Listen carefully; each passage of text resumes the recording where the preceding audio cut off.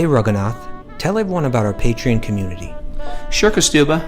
The Wisdom of the Sages Patreon community is an incredible online yoga resource. If you like the type of yoga wisdom and culture we share on the show, then our Patreon community is a great next step. This is a listener-supported podcast, and any level of sponsorship will unlock a wide range of live and archived classes, talks, and even workshops. Raghunath teaches, I teach, and we have a host of other excellent teachers on topics ranging from yoga philosophy, asana classes, storytelling, Ayurveda, kirtan, cooking, meditation, and a lot more.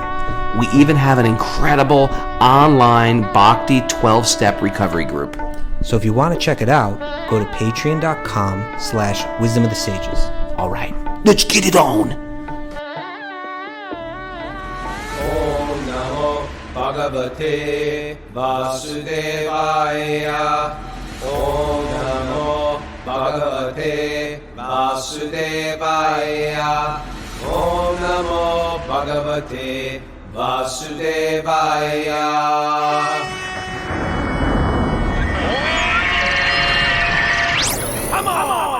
Live from Big Bear, California. This is Wisdom of the Sages, a daily yoga podcast with your host, Raghunath, and co-host and senior educator at the Bhakti Center in New York, Kaustubha Das. Welcome to the show, and welcome to Sleep In Sunday, which we didn't sleep in. It's Sunday, and we're up at 5 a.m. And but I will say, Kaustubha Ji, I've got my first 6 hours of straight sleep that I've had in 5 days, and I'm feeling good. Yeah, Justin. You know, that's good. It's good for you, and it's good for the rest of us because you didn't wake us up either. So, like, everybody's happy when you get your sleep. Feeling very, very blissful today, and we're winding up the Veda Yoga teacher training here at Big Bear with all these great souls. And today in Sleeping Sunday, and if you're familiar with Sleeping Sunday, we always have special guests. It's special guest today. People who do little interesting things with their life or their got an interesting story. And today we have a great soul here, Drew Lawrence. And welcome, Drew. Welcome to the show. Thank you. Pleasure to be here. Thanks for inviting me. Honored to have you. Before we get into Drew's story, we just want to make an announcement. If you're thinking about the Wisdom of the Sages retreat in Long Beach, California, it's filling up very quick. So if you're interested, you can go to yoga108studio.com, yoga108studio.com. That's the first weekend in June, Friday, Saturday, and Sunday. It's a retreat. We called it a retreat, but get it out of your head. Just don't bring your sleeping bag. You cannot sleep there. You have to have a place to stay also. And we're excited for that. And the New York Bhakti Center retreat is happening the second weekend of June. What's the dates of that, Kaustubha? That's the 11th, 12th, and 13th of June. And on that particular one, we're doing a field trip to Rath Yatra Festival. And so we're really excited for that, as well as everything else that we're doing that weekend. So but the whole weekend will kind of like, we'll talk a lot about that. It's such a rich, culturally rich, but, theologically, spiritually rich festival. So we'll be talking about that festival too in our different We'll unpack the mystery of the Rath Yatra Festival, which is exciting because the British came. They didn't know when the British came to Orissa, they didn't know what the hell was going on. Yeah. And that's where they got this word juggernaut, which means something like horrible or intense and immense. But it's actually the sweetest festival ever. Yeah, they misunderstood it. See what happens when we don't know things.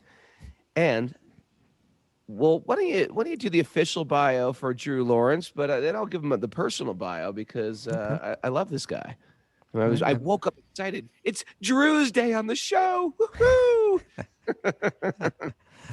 I'd be happy to. So Drew Lawrence is a successful author, speaker, Sanskrit scholar, and Vedic astrological consultant. He's a practitioner of Vedic astrology or Jyotisha for 44 years. He has clients in 54 countries. He's been the featured speaker at the American Council on Vedic Astrology held in San Francisco, as well as the British Association of Vedic Astrology held in London. He's authored 4 books, Raghu.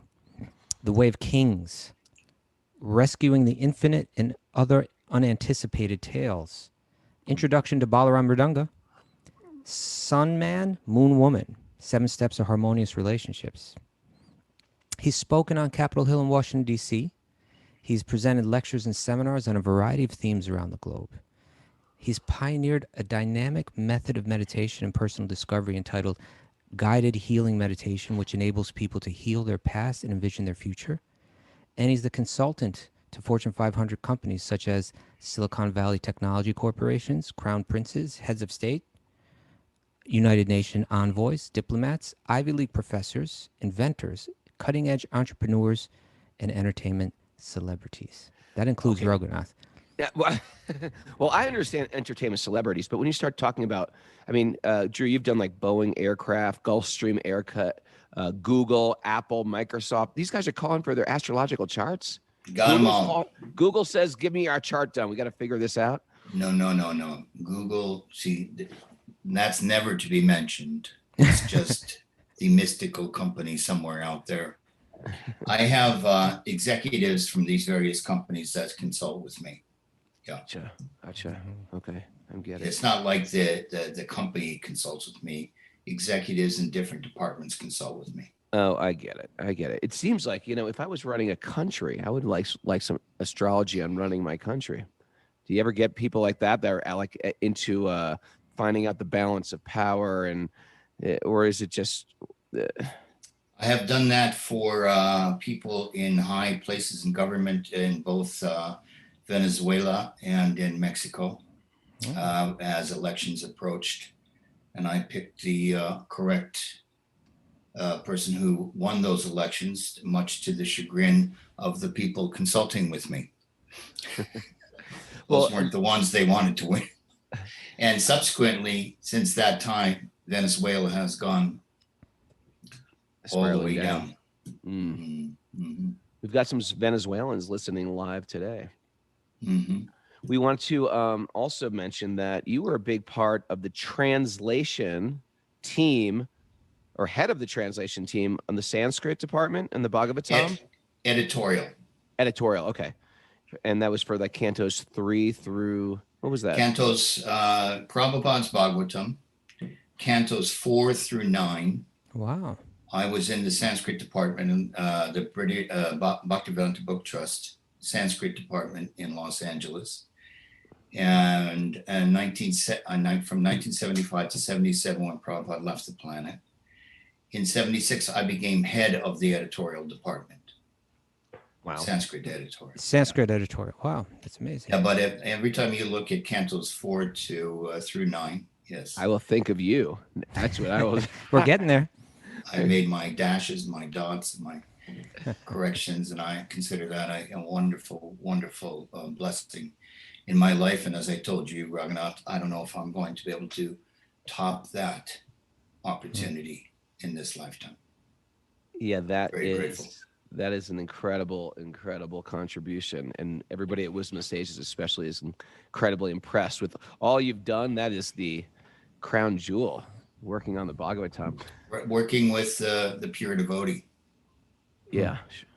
Yeah.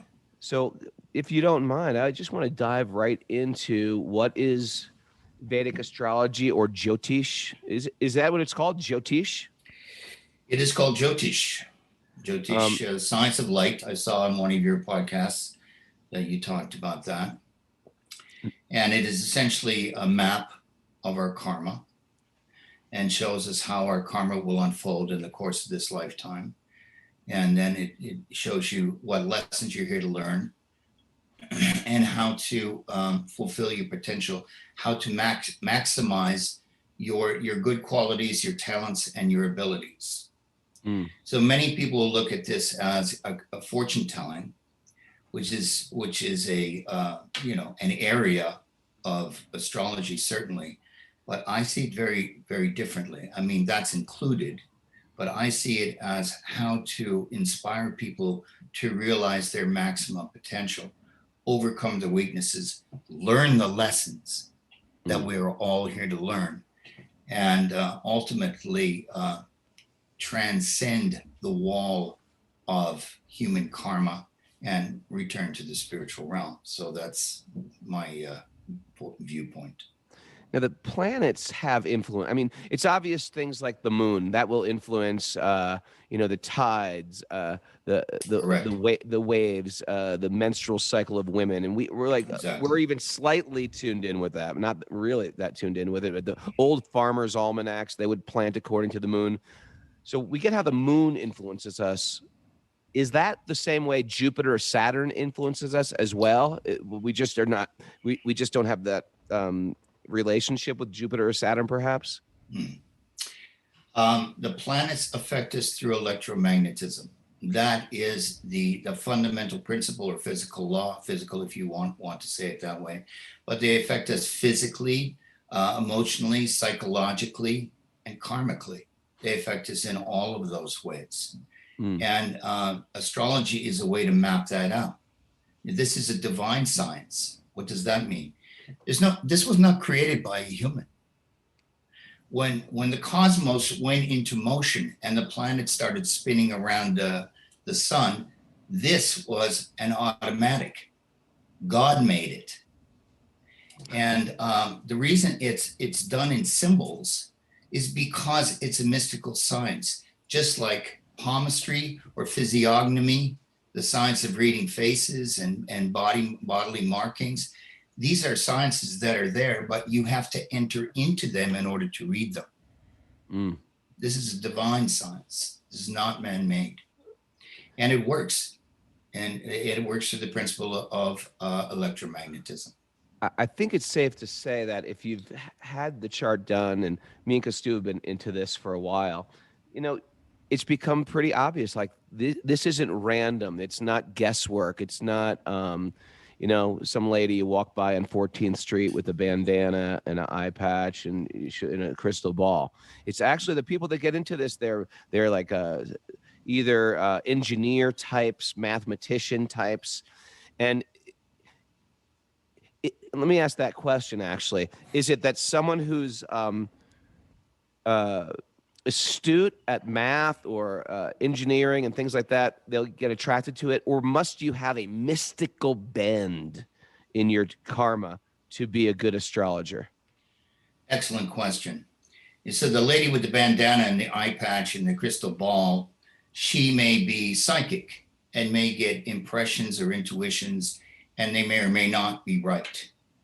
But this is a bit different because it's actually an astronomical science.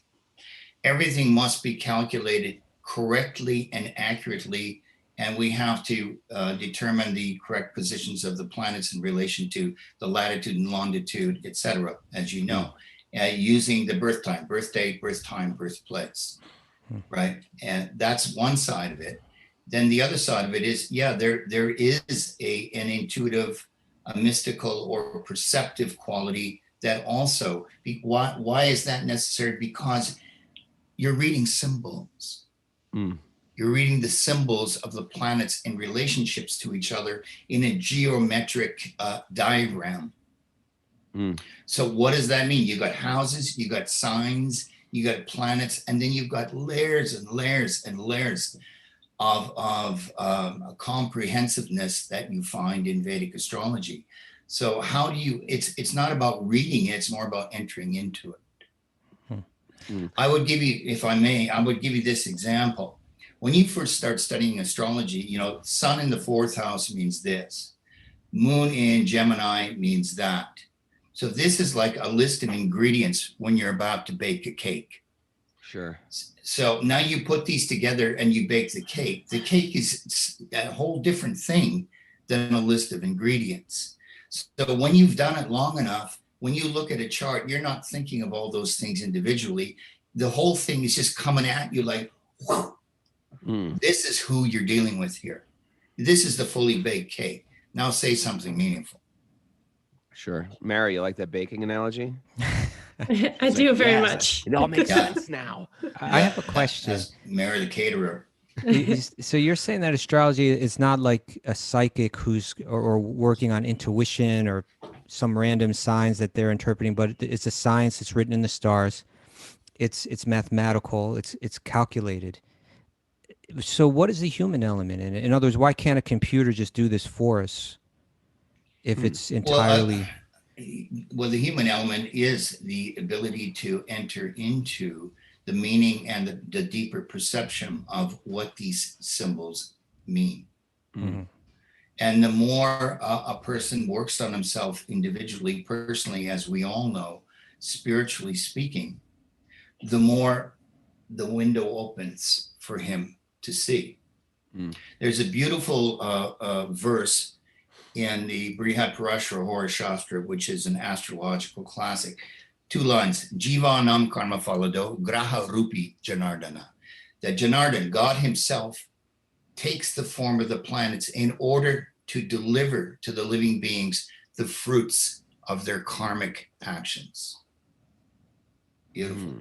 So does that mean that, in other words, the astrologer is more than just like a mathematician in that they can read the symbols? One astrologer can look at those symbols and another one can look at the same ones, but the astrologer that's developed a certain wisdom or certain insight or certain spiritual understanding themselves, they can become an advisor in relation to that reading? Yeah, I mean, it's relative to the degree of perception that you have attained. One of the major pitfalls in studying astrology initially is, you have to get out of the way. As the astrologer, it's not about you.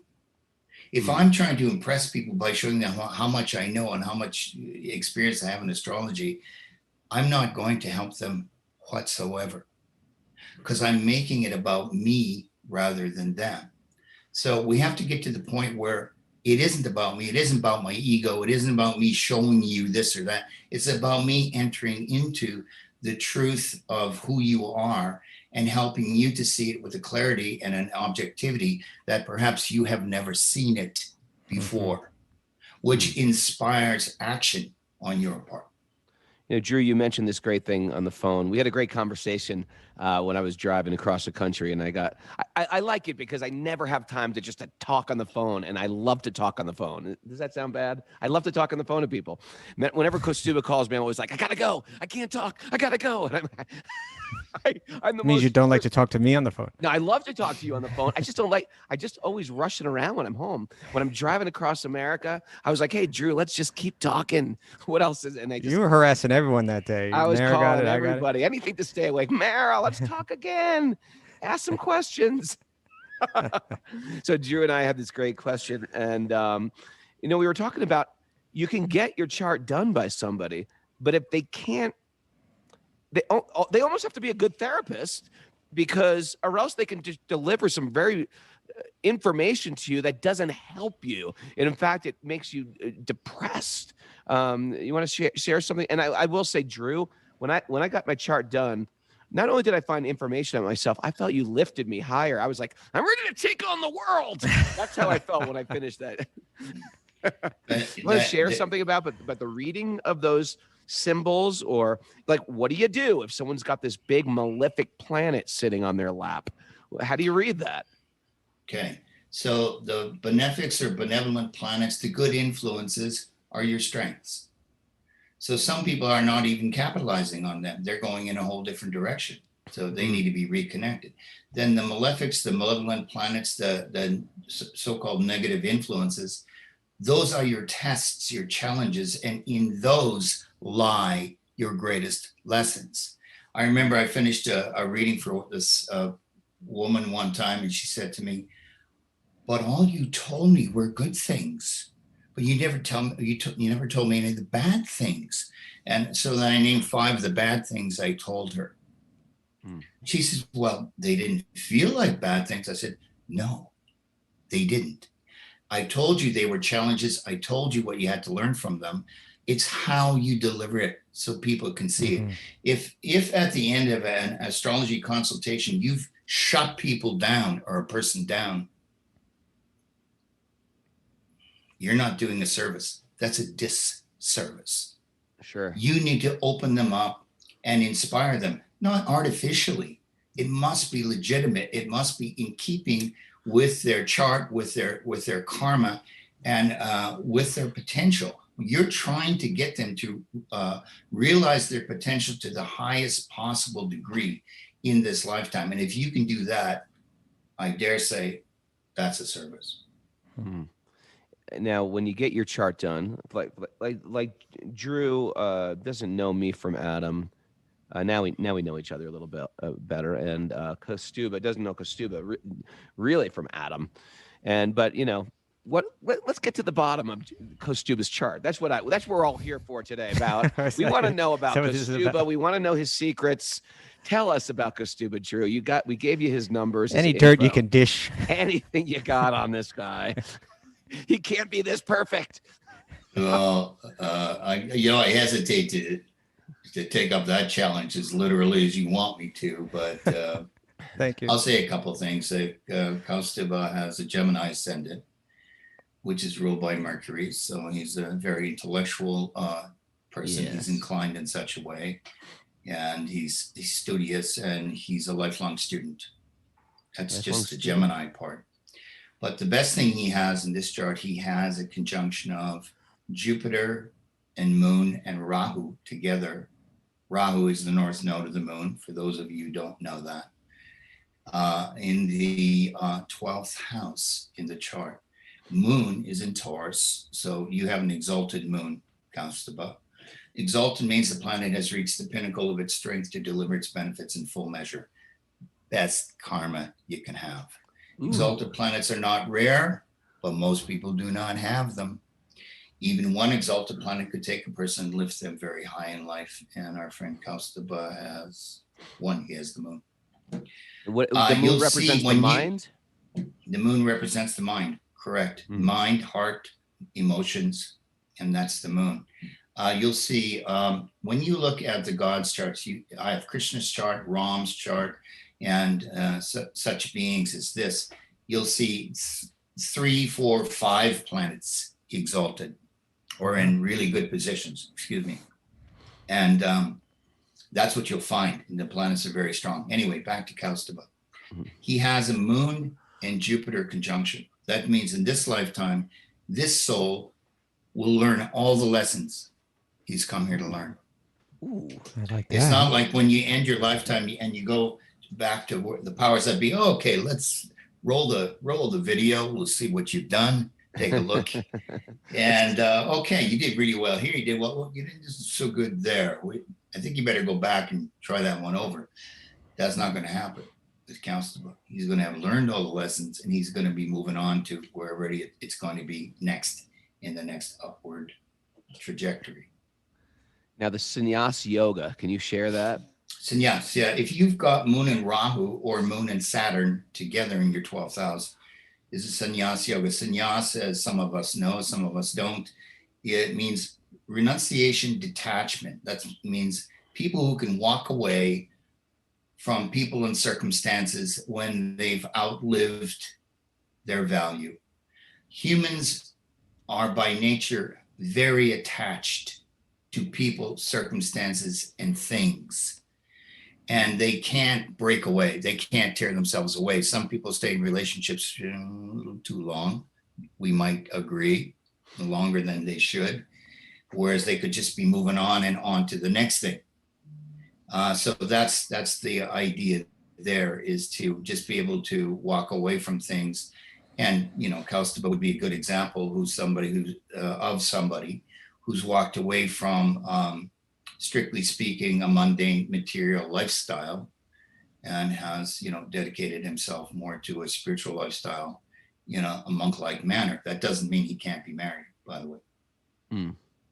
It just means he has, what would that look like for a materialist sannyas yoga? Would that mean like they have no, crazy flaming romances in their life, whereas a sannyas yoga is more like you're focused on your spiritual trajectory? For a materialist, they may not be focused on their spiritual thing, but the 12th house also means a hermit. So somebody who's very hermit-like, who loves to be alone, spend time alone. You will note in this past year with the COVID lockdowns that some of us, we didn't really notice the difference. Our lives just went on because we enjoyed being alone and spending time by ourselves, including this one here. but many others have had depression and despondency because they need the human interaction, in fairness to them. So that's what it would mean, somebody who is not particularly attached. It can also mean somebody who doesn't do well in the material world. This world, for very subtle souls, refined souls, gentle souls, as we know, is too dense, too gross, too unrefined, it's too thick for many souls, and they just don't even want to deal with it. It is pretty gross, the material world. Because I'm gross, I find it quite enjoyable. That's the problem. Well, you're good at adapting to both sides, my friend. All right, share something that I got to work on, or share something about my yoga, or. Okay, let's reveal the depth of Raghunath here. Right. Share something about my Moksha yoga. You might want to share about the Moksha part of it, perhaps. Well, I could share that. Now, Raghu has Venus and Mars together in his 12th house. Mars is exalted, while Mars is action. This is a guy who's got one switch on. Yeah. That's accurate. You are one intense guy. I mean, I've watched some of your videos where you're playing harmonium and you're going like this. Oh, well, there's your exalted Mars, which is good. Mars and Venus together means somebody who is artistically gifted, highly creative, and you've had a lot of success with that. I know also in the past, who's got the heart of an artist. I think you probably have really good taste as well. But the Moksha yoga, oh, by the way, Venus and Mars together also gives a very strong libido, my friend. Careful with that. Working on that. Like you got that thing in that. That's heavy danger there, right? Anyway, Venus rules your 9th house, which is dharma or spirituality. Oh. And it's in your 12th house, which is moksha or liberation. Liberation from samsara, the wheel of repeated birth and death. Well, so when the 9th house planet goes to the 12th house, as we have here, it means it's a moksha yoga. Yoga means planetary combination. And this soul does not have to come back here in this world. Does that mean he can do anything he wants this lifetime? And can I do anything? No, it doesn't work like that. If you're taking it in this direction and you hope you're going to go in that direction when it comes to an end, I think you're being naive. Well, to me that brings up an important question, and it's something that I don't even understand so well. So I'd imagine a lot of our listeners are think similar. You mentioned that astrology isn't fortune telling, although there's a fortune telling element to it. Yeah. And I can understand the idea that it can show like. Our birth can show something about our qualities, our strengths, and our weaknesses. But where's I'm trying to understand the middle ground between like if certain things are laid out there in the stars or laid out in our path in our life, how much of it is predestined? How much of it is adjustable? There's 3 kinds of karma. You're probably familiar with these. I think I wrote it down here on my cheat sheet, but there is Prarabdha karma, there is Sanchita karma, and Kriyamana karma. Prarabdha karma is the karma we come in with from the past. You're a male, you're born into a certain family, you got a certain DNA, the family is wealthy or is not wealthy, etc. We can't change those things. The way people say, well, I didn't pick my parents. Yeah, well, not directly, but indirectly you did. Did we pick our parents? That's a good question. Well, in some cases, I know that souls travel in groups and they change relationships. So you may be married in one life, in the next life she may be your mother and you're the child. And I know that happens. I've seen that. That happened with Raghu and his son. Happened with my son, according to a mystic. There you go. So Prarabdha is that karma. Sanchita karma, this is what we can change. Sanchita karma is a karma that is currently accumulating through impressions that we have on the subtle body, on the astral body, and that leads to behavior patterns, beliefs, belief systems. This karma can be changed. So when they say, as they say in New Age, you can create your own reality. In that sense, you can create and change your reality by changing some of your beliefs and your behavior patterns. But as far as, because you gave this example in this podcast that I saw some of, and you were wondering about, people, how being wealthy, or you're mentioning, you can, these people will tell you, take my course and I'll tell you how to become a millionaire like me. Mm-hmm. Careful what you're saying, because I'm about to launch a course. No, but to go, to invest in real estate like I can. Sure. Now, that if you don't have the karma to become a millionaire or multimillionaire, that's not going to happen for you. Doesn't matter how hard you try. But the active ingredient in all of this is free will. And free will means you can make certain decisions that are going to change your life, your destiny. Like Prabhupada did. He graduated with a degree in economics, and because of the Gandhi movement, he didn't go and pick up his diploma to state his graduation, and therefore, as a protest to the British occupation in India at the time. Subsequently, he was not recognized as a college graduate, and his career went in a whole different direction. No, just that's second kind of karma. You called that again? Sanchita is the karma that is that the we same can't as change. Aparabdha karma?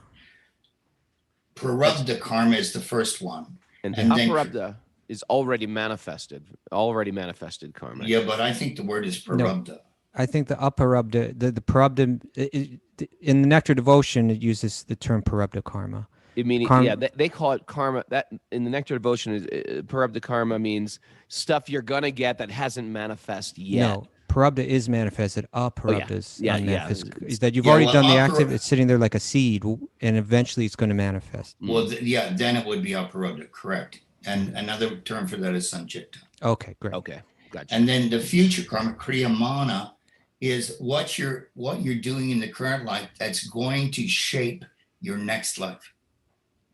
Or whether you'll have a next life. That's Kriyamana. That's future. For example, if you invest in a stock, will that stock pay dividends, or will you lose your shirt at some point in time? So that would be Kriyamana in that sense.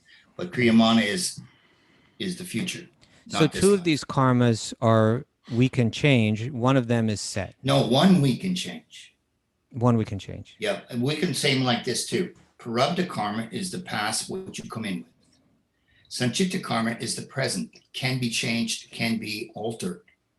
Okay. And Kriyamana karma, we can change that in terms of our behavior currently, but once we come to the end of our life, it can't be changed. And then we come into the next life with that.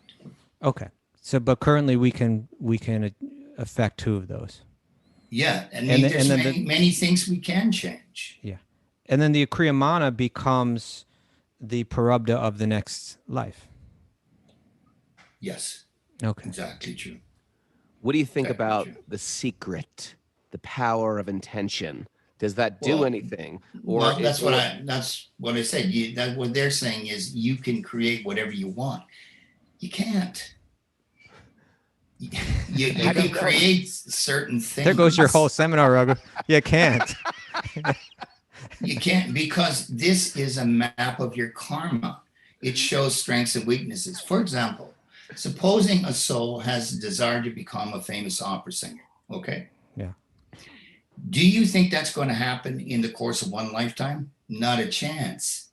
That's going to happen over a period of lifetimes until they reach a certain lifetime where it gets fulfilled, it peaks. And it reaches that culmination, and now that desire has been fully fleshed out or satisfied, and we can go off in a new direction in the next lifetime. Interesting. It's interesting you bring that up. One thing I notice, and maybe you can speak to this, is like you take musical artists, like really famous ones, like the ones that are on the most famous, highly regarded musicians. It seems to me like they have a period in their career that comes early in their career where they're putting out their best stuff, and then almost every single one of them loses the ability to continue to produce that level of music. That's interesting. Yeah, it's very difficult to sustain that with music. Well, then you see someone like Madonna or Cher that have a lifetime of like hits. What kind of karma is that? What kind of karma? How do they get to that position, Drew? Well, Madonna's got Sun in the 11th house, just like you do. Mm-hmm. Sun in the 11th house with Mercury is what you have, and that's why you're famous and influential and very well such known. an all-around great guy. Yeah. It's Sun in the 11th. There's famous. Can't beat it. Now, Michael Jackson had it. Michael Jackson, Madonna has Madonna, Raghunath has it. All right. It's just not paying off like it paid off for them. Well, it's how Something's long can you debilitated sustain it? Something's debilitated in there. Some debilitated planet. Well, what's even more remarkable is that once you die, I've read that, for example, like Mozart, right? Yeah. Sure. Mozart, when he wrote or composed, he didn't cross anything out. It was like a download, and he wrote just the perfect lines every time. Well, Mozart's been gone how long? 300 years? I don't know. We still listen to Mozart. There are still concerts of Mozart's music. Sure. So if he's in Swarga, in the heavenly planets, in the heavenly realm, he gets to remain there as long as his music is being embraced down there. He still gets the benefit. Well, Spotify's probably helping a lot of people. Spotify's helping him. Spotify can help you, Raghu, with your music. I hope so. Here's a question, Drew. Just let's take this to the Bhakti yoga practice. Yes. In the Bhakti yoga tradition, the Vaishnava tradition. Mm-hmm. In what practical ways was this applied in the day-to-day life? Were people applying astrology? Well, I have noticed that, because I've done some 50,000 charts at this point in time. 50,000 charts. Mhm. How do you even have time to do? In a lifetime, how could you do 50,000? Well, some of them you're just consulting. You're looking at and you're saying a couple things. It's not like you're spending a whole hour with everybody. But by the time you look at all these different charts and compare charts, and Sure. You see a lot of charts. Believe me. Yeah, sure.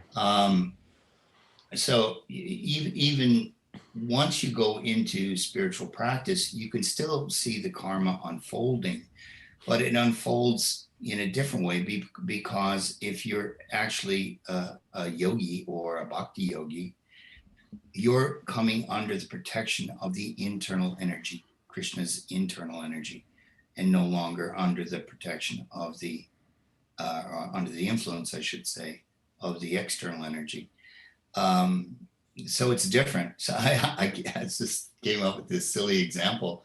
It's like people who want to go to a real hot nightclub or disco or something like that. They want to, first of all, I'm thinking New York, by the way, they want to get in the door, which wouldn't always be easy. Right. But the people that would be under the protection of the internal energy would be the VIP seating. Okay. So they go into a special section. So when you're under the protection of the divine energy of Krishna, of God, then your karma, you can still see it unfold, but it's not the planets are delivering it, but Krishna has a direct hand in it. Mm-hmm. So that becomes another factor that isn't normally there for most people. But I mean, even like really practically in terms of like marriage, birth, like how would it play a role in someone's practical life traditionally? You mean for devotees or just in general? Well, let's just say in Vedic culture, how was it practically applied? Okay. We could talk about that for hours. The people, there's two things when it comes to marriage. Compatibility charts that are done between the two people who are about or thinking of getting married. Okay. Are they You compatible? compare the two charts together. It works. It works very well, very effectively. That's number one. Number two, extremely important, is the date and time that you marry. Ooh, Because so one's every not adjustable and one is time that you adjustable. marry. Interesting. you can't correct. One is You can't just adjustable, marry one on is a not Saturday in adjustable June. because they're either compatible or they're not compatible or they're so compatible. Okay. But the date and time, this you can affect. But in the West, most people, they get married. Oh, I think we'll get married in June. Yeah. We'll have it on a Saturday, and we're going to have it in such and such a place. And Oh, I think a so 2:00 wedding sounds good, and that's how they do it. And I'm telling you, I've done countless marriage charts in the hundreds. 3 And I look- a.m. on a Tuesday. That's your auspicious day. In late November. Mara, mark it down. Get the caterers showing up at 3 a.m. You see, you can get married at the auspicious time, the best time, and then you can have your reception, your after party on a different day. That's Okay. interesting. You see, but Tricks. now this is interesting. In the U.S., the divorce rate is 50%. Mhm. In India, even today, the divorce rate is 1%. Ooh. Think about Did you ever see that movie, Meet the Patels, Drew? I don't know. You're gonna I might love have this seen. movie. You're gonna love this movie. Just we'll just end it there because I did a whole episode once on Meet the Patels, but Oh, just check it out on your chance. Okay. It's about a Gujarati guy who moves to America and then he wants to get married. He doesn't want to give up his whole culture and he goes back and it's a documentary. Meet the Patels. Okay, sorry about that okay. detour. No worries. We have a But bunch it's of really people important asking- for people to calculate a marriage date. I cannot tell you how important it is. We have a bunch of people, Drew, asking. It doesn't say our birth time on our birth certificate. My parents don't know. Is it essential to know your time of birth? We understand you need your birthday, January 11th, 1966. That's mine. You need to know. You need to know the longitude and the latitude, or the city you were born in. The city, the town, I'll figure out the longitude and latitude. Okay. But people want to know, sometimes we don't know the birth time. Papa Tony needs to know the birth time. There's Paramananda needs to know the birth time. They're missing the birth time. Can it be done without the birth time? I've done hundreds of charts without a birth time. So what I do is I send people questions, a list of questions, and you answer the questions and you give me dates of certain events, like the month, the year. You don't have to give the exact date, but the month, the year, and I can narrow it down. Were you first of all, were you born in the morning, the afternoon, the evening, or That the might be middle of the enough right night? there. Right. So that way we can narrow it down that much to begin with, and then the answers to your questions will narrow it down considerably more, and some of them have been very accurate. I can't look you in the eye and say I'm going to be able to guess your exact birth time. I don't have that ability, to be honest. I've got a question, Drew. And I'd be interested just hearing your thoughts on this. So there's astrology, and then there's other things like palm reading, and I suppose like various other ways that that many people have faith in. Certainly within the yoga culture or the Vedic culture, these things were seen as valid sciences, and it seems to be saying like somehow nature, or as you were saying, God actually kind of lined this all up for us, created this whole system of clues, I suppose you could say, that are just sitting there. They're sitting there on our palm. Yeah. They're sitting there, in the sky. Like, Yeah. why? Like, what's the whole idea behind this? Like, do you have feelings about that? About like just, Yeah, well, I would have very powerful feelings about yeah, that. Are I you would love to kidding? hear them. Because I see these scientists and famous people and various people saying, well, we don't know. What we don't know the following. And I'm thinking like, yeah, you don't You don't know. know. Yeah. See, don't project it on the rest of us, Anyway,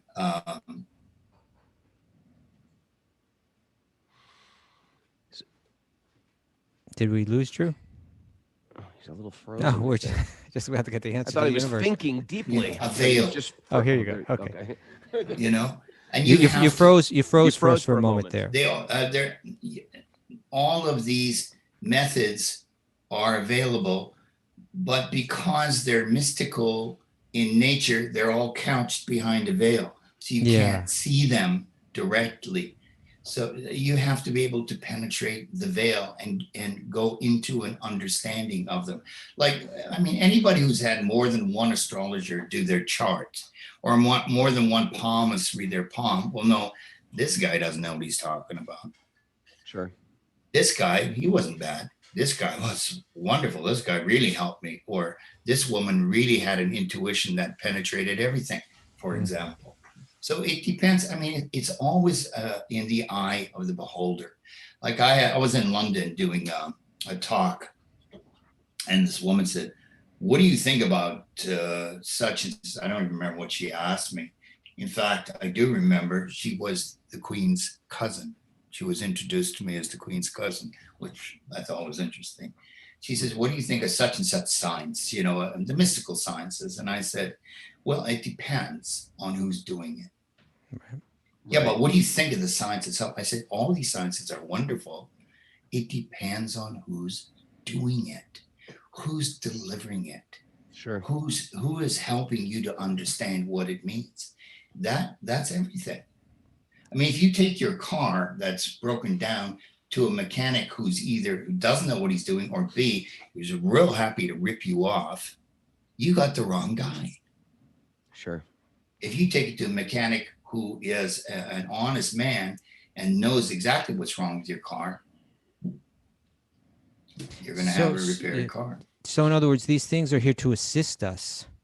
Yeah. To as you maybe when we began, you're saying like recognizing our strength and weaknesses, focusing on what we're meant to learn through the different challenges that we face in life. Yeah. I've known about astrology for 44 years, well, actually longer, to be honest with you. I use astrology. It does not use me. Okay. Interesting.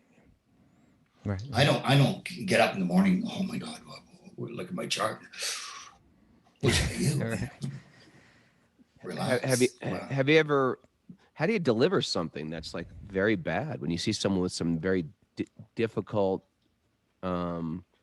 thing, like right in front of them? It could be like. No, I'm sorry. For me, you froze. You said, "Have you ever?" And I didn't hear anything. Okay. How do you read a chart if you're looking at something and it's sort of like, wow, you're going to go to prison, you've got like certain death? do those things pop up on a chart, and do you tell them? Do you warn them? Don't go outside today. Yeah. I've done tons of legal cases. I mean, I can't even count them all. So this guy did such and such, and he tells me, I have to know what it is. He tells me, and he says, for example, he said, will I be prosecuted? And if I am prosecuted, what will happen to me? And of course, ultimately, the greatest fear is, will I go to jail? Or, will I be fined? Some such thing. Or will I get probation? Right. Well, everyone that I told will go to jail went to jail, because I could see it. I said, you're not going to get out of this one, my friend. That also raises an interesting question in my mind, or something. I was once reading a book called the Samudra Shastra. Are you familiar with that? Samudra, like Samudra, like bodily markings, you mean? Yeah, it was a book about, especially about palm reading. Yeah, that's Samudra. Yeah, and it mentioned, like, it showed like lines on a certain part of your hand that would indicate how many children that you will have. Yeah, And then, but then it went on to say, right when it here. said that, and then it went on to say that, but that can be changed or like nullified, or it becomes irrelevant when one, and this is I forget exactly how it phrased it, but it said through guru nishta, through like dedication to the guru, Mhm. that in a sense becomes irrelevant. Yeah. And Well, but so, in some cases, it's still going to happen, even though the person may take a guru, and in some cases, it won't happen. but it seemed to me such a strong indication that there's an element that's like particularly potent in terms of helping us transcend our past, I guess is what you could say, right? Yeah, my experience though has been that the karma you see on the chart, even with people who are full time living in an ashram, is still there in the chart, but it's manifested in a different context Mm-hmm. than if they had nothing to do with spirituality and they were just a regular materialistic person out in the world. Right. How But much do you? it still seems to be effective. Can we go 10 minutes over today, please? I know we're running low on time, but I've just, how do jewels affect your chart? How is gemology tied in with the planets? Can you explain that? And is it the quality of a jewel? What if the jewel's too big? I understand like kings would wear crowns according to their astrological chart, or carry scepters or swords, warriors according to their astrological chart. Can you touch on jewels, please? Absolutely. I can. Ooh, look, he's bedecked with jeweled fingers. Okay, so astrologers, Indians in general, you'll always see, especially men, jewels all over their hands. A whole panoply of. Mm. Let me comment on the crown jewels. The 9 posts in the crown would have each of those posts set with one of the 9 planetary jewels. Oh, the Navaratna. The Navaratna. 9 so crowns gems. traditionally have 9 posts on Well, them. they should have. So you got, from sun, Sunday, Monday, moon, Tuesday, Mars, Wednesday, Mercury, Thursday, Jupiter, Friday, Venus, Saturday, Saturn.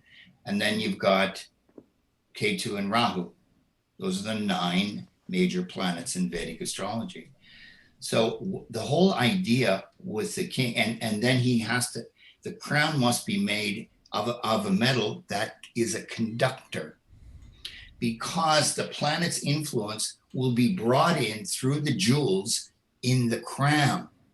Wow. And each of those influences is on a different frequency or wavelength, and that will be taken right into the head of the king or the queen. I need a crown. Raghunath, just not a tinfoil one for you, okay? I'm going to come on tomorrow wearing a crown. Because the king or the queen is the number one servant in the country, and the health and well-being and welfare of the country is dependent on the ruler. That's how that works. So on an immediate level, when you have a weak or afflicted planet, weak means it's debilitated and it's in a weak house, weak sign. Afflicted means it's being negatively affected by another planet, such as Mars, Saturn, Rahu, Ketu. Then wearing a gemstone will strengthen that planet, because the electromagnetic frequency that you're getting from that particular planet. Let's take an example. Let's take Mercury, because that's very common. Mercury is speech communication on the one hand, on the other hand, the nervous system. So when you see somebody with a chart with a weak or afflicted Mercury, they are prone to stress, worry, fear, nervousness, tension, anxiety. All our friends out there, does this Is this you? And then to strengthen that Mercury, to pacify Mercury, to calm the nervous system, we can wear a green stone. Okay. So precious would be emerald. Most people wouldn't be able to afford that. Semi-precious, also very effective, would be green tourmaline or aquamarine. And if you got no money at all, you could get a, what's the French one? Peridot. Pretty lime green one. So one of those stones. And it's recommended that it be 3 carats minimum. All stones must be gem quality stones. They must be beautifully cut, polished, and be eye clean to the eye. When you hold it up to the light, you don't see any flaws, inclusions, feathers, or imperfections. Gem quality, always very good quality. Stones that are cheap or are like rocks with a streak of green in them, for example, no, that's not going to work. Well, I've heard that, a person who doesn't have this type of information, and they just say, "Oh, I like a blue sapphire. I love blue." Yeah. Can you be attracted to something that works against you? Well, I've more seen the opposite, where people will have a connection to a stone that they actually need and can benefit them, although they didn't know it. Could you wear a or I say to them, what you need is a blue sapphire. Oh, that's my favorite. Oh, really? It's my favorite color, my favorite stone. I wonder if you could wear something that screws you up. Yeah, you can. Or people that have lots of crystals in their home, is that like it could be working against them? Well, what do crystals do? That depends, It depends what kind of energy comes off the stone. Do you want a visual demonstration? Yeah. Yes, I did. Well, now you can do Most it. Of our most of our listeners listeners can't see. Just audio. Just this. Okay, so what I'm doing is I'm going to pull out a pendulum. Okay. Now I've worked with this. Now this is getting good. I worked with this pendulum since 1980. This is the only pendulum I've ever used in my life. Okay, now all the friends are crowding in here. Okay, now this stone here I'm showing you is a red coral for Mars. That's my birthstone. I don't really need it, but there it is. I'm wearing it. So when I hold the pendulum above the stone, I'm not going to spin it. It's going to spin itself. If it spins in a clockwise direction, this stone is going to be favorable for me. If it spins in a counterclockwise direction, it's going to be negative for me, or it could mean the stone is stuffed up and it needs to be cleared energetically. Okay, so here we go. I'm just holding it. Can you see it move? Mm-hmm. How is that happening? It is going clockwise. I'm just holding it. Now watch it. Now it's going, because that stone is really good for me. If it was counterclockwise, it means you better get that thing off your finger fast, or you better clean the stone. Okay. Now, sometimes they go like this, which is neither here nor there, back and forth, or they need to be cleaned. So you have to clean gemstones, because gemstones, what do? They absorb your negative energy. That's their job. Then they get stuffed up. Can you see this with your eyes? No, they look pretty. So what do you have to do? You get one of these. This is a horseshoe magnet, a north-south polar magnet, which you can get at a hardware store. Now in India, they don't even know this, but I've studied this also. So this is what you do. Can you see it? You move it back and forth above the stone like this. You don't touch the stone for 30 to 60 seconds. And that stone will start working again positively if it's good for you. And you'll have cleaned the stone. Now, if it's a green stone, you have to do that pretty much daily because of the weakened nervous system. Drew, I could pick your brain for hours and hours and hours, but we're running out of time. Can I ask you one final question? Do you mind? Yes. No. And I've got a gang of people right over my shoulders, if you can see them. I can see them. But here, the question is, hey, we're Bhakti yogas. We're Bhakti yogis. We believe that everything that we got is a blessing. Everything that we have is a blessing. Amen. And why are we even interested in trying to play a metaphysical, whack-a-mole with the demigods or the devas using gems or pujas, etc., to try to mitigate bad experiences? Should we just accept, hey, this is our karma, this is what I got? Or should we actively think, well, no, I should get over that because I could do great service if I was more famous or wealthier or have better relationships, etc.? Can you explain the difference between fully trusting? Yeah, I can do that in one small sentence, because we're humans and we need all the help we can get. Thank you. That was beautiful. And if we get insights into our lives, such as through astrological analysis or wearing a gemstone, if it's good for us, and this is going to improve our potential and our output and our realization of our goals, or our ability to manifest and live our dharma, live according to our fundamental nature, and be happy and joyful in our lives, and make a contribution to the world around us, then why not? Beautiful. Thank you. Thank you so much for joining us. And people can reach you if they're interested in getting their chart done. What's the best way to reach you? Or Mara, do you Best way is to send me an email, drewjlawrence@gmail.com, or you can go onto my website, drewlawrence.com. And anyway, email's the best. And you have a lot of lectures on your website too that you've given. Lots I have on there. And you're a great wealth of information. Thank you for joining us. And I'm really happy to have you in my life. And I can't speak highly for your not just your reading, but your character and your dedication to your spiritual life. It's very impressive. And the more I get to know you, the more beautiful it becomes. So thank you, Drew, for being part of my life and part of our Wisdom of the Sages family life. And I'm going to beg you to come back so we can pick your transcendental brain even more. I'd love to come back. I'm very pleased, and I'm thank you for inviting me. And I hope I've made some small contribution. You have. Thanks, everybody, for joining us today.